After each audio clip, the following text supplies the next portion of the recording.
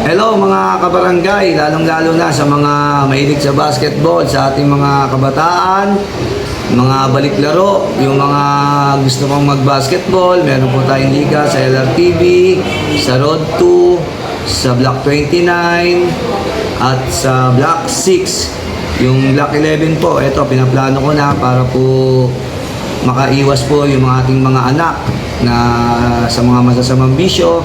Kaya pinilit ko po na magkaroon tayo ng digital scoreboard.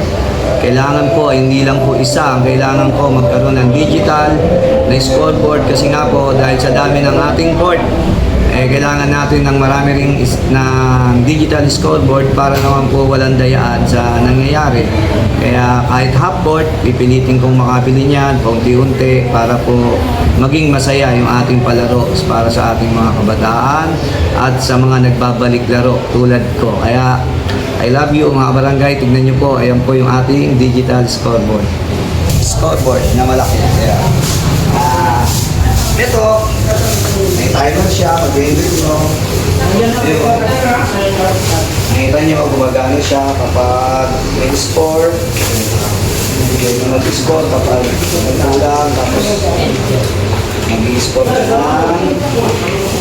Ayan, 4, tapos kabila, 3, 6, tapos may kickball dito, magana, tapos start yung orasan, may shot lock.